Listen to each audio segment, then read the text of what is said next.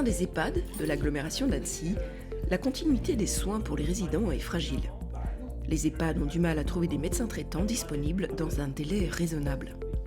Les résidents de 90 ans en moyenne présentent très souvent des troubles cognitifs, avec 7 à 8 pathologies chroniques.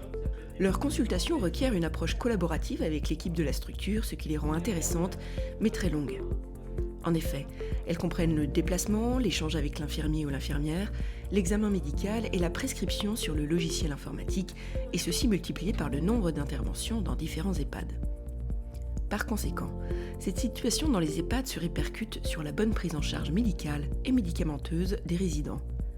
Délai pour la prise en charge des consultations urgentes, appel fréquent à SOS médecin ou au 15, consultation aux urgences inconfortables pour le résident, prescription manuscrite pouvant entraîner des erreurs médicamenteuses, l'absence de révision régulière des ordonnances.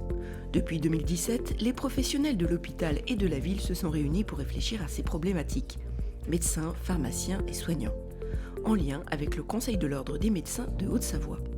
C'est ainsi qu'une expérimentation a débuté en juin 2024 à l'EHPAD Les Vergers à Annecy, avec l'intervention de 3 médecins généralistes sur des plages de 3 heures le mardi et jeudi. Aujourd'hui, nous suivons l'intervention du docteur Mesli, engagé dans le projet et qui se déplace dans l'EHPAD une semaine sur 2. Il a recentré dans la mesure du possible sa patientèle d'EHPAD au Verger. Il ne prend pas de nouveaux patients dans d'autres établissements. Aujourd'hui, il a le même nombre de patients suivis en EHPAD, mais ceux-ci sont donc localisés principalement au même endroit et à proximité de son cabinet. Vous vous souvenez de moi? Bien sûr, vous m'avez vu il y a 4 jours ou 3 semaines. Tout à fait, 15 jours, ouais. Ça gonfle ou pas? Non. Dans la journée? Non. Ça vous fait pas mal? Non. On les soignait comme des cocopates ici.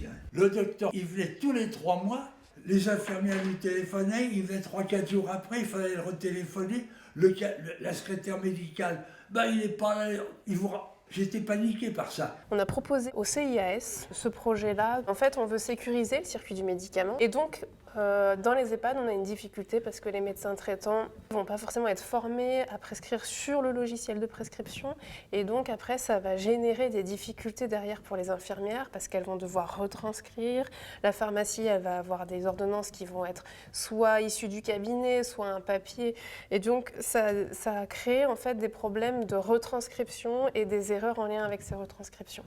Donc, nous, on a voulu alerter et on a été voir le Conseil de l'Ordre en disant on a ce problème-là dans les EHPAD.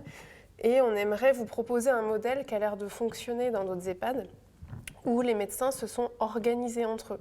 On a organisé 2 plages horaires par semaine, une le mardi et une le jeudi. Sur ces permanences, ils voient leurs patients en priorité et les urgences des autres médecins avec l'accord des autres médecins généralistes. Parce qu'avant, c'est vrai qu'on avait régulièrement des messages, des mails, des appels pour des résidents d'ici.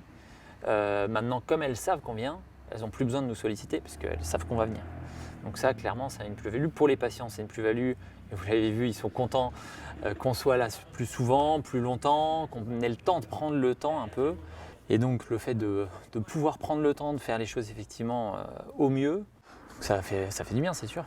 C'est apaisant, on sait que moi quand je viens, c'est sûr qu'il n'y a pas du tout de stress que je peux avoir parfois dans certaines autres visites où je sais que j'ai pas le temps. Alors que là, on a sanctuarisé ces 3 heures, voire parfois plus, où on sait que 3 heures, on les bloque pour être là. Un gain de temps pour les médecins comme pour l'équipe de l'EHPAD, mais également un gain humain.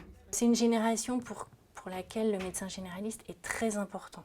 Ça rassure les équipes, ça rassure les résidents. La présence du médecin est un médicament en tant que tel.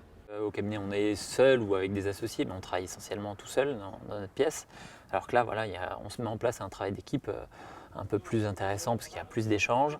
On est plusieurs à connaître les patients, on échange avec les infirmières qui sont au quotidien et les aides-soignants aussi qui sont au quotidien avec les résidents pour voir comment ils vont, comment ils évoluent. Ce sont des consultations qui sont très intéressantes, les consultations de personnes âgées.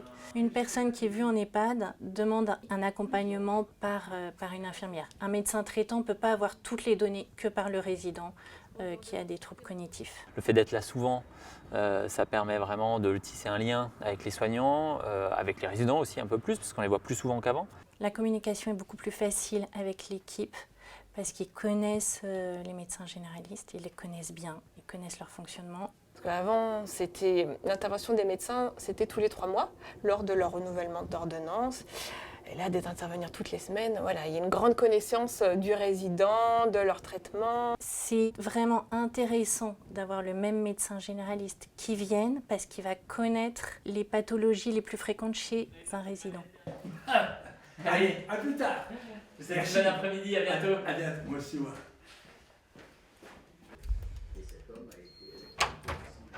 Pour eux, c'est très aidant d'être guidés au sein de l'établissement avec des infirmiers qui connaissent bien les dossiers. On a vraiment calé nos plannings sur les jours de passage des médecins traitants. L'infirmière va tout de suite donner les clés, elle va guider. Donc on ne perd pas de temps, vous voyez. Et le fait aussi de les voir plus souvent, ça permet plus vite de détecter des petits changements et d'adapter plus vite. Il connaît bien le dossier informatique, il va prescrire sur le dossier informatique. Clairement, je pense que la pratique est largement améliorée. Limiter les appels en urgence, SOS médecin, limiter au 15. On va moins agir dans l'urgence en tout cas. Donc ça fonctionne, c'est gagnant-gagnant pour tout le monde parce qu'en fait, le médecin traitant, il sait qu'il y va qu'une fois dans la semaine, il n'y retournera pas. Le résident, il est mieux pris en charge au quotidien. Le dispositif comporte également un temps de travail en équipe, la relecture d'ordonnances. Ça permet de revoir vraiment de façon importante si chaque médicament est adapté. Ça nous permet vraiment de se poser la question collectivement, avec l'expertise de la pharmacienne, avec l'expertise d'une médecin gériatre, en coordination avec le médecin coordinateur et nous-mêmes tous ensemble, et l'infirmière aussi qui vient participer. On voit un peu ce qui est possible de changer. On a le temps de se poser pour regarder un peu plus les dossiers, reprendre tous les antécédents, les historiques, l'historique des traitements, voir un peu ce qui a été fait par le passé, etc. On a pas mal élagué les ordonnances et ça a permis de gagner beaucoup, je pense. Vraiment d'enlever des médicaments chez tous mes résidents, je crois. On n'ose pas toujours, quand on est médecin généraliste, changer un médicament qui a été mis par un confrère, on ne sait pas toujours pourquoi. À plusieurs, c'est plus facile. Et le fait d'avoir une vision d'ensemble, ça améliore clairement le suivi. On a beaucoup moins de problèmes depuis la mise en place de ce système.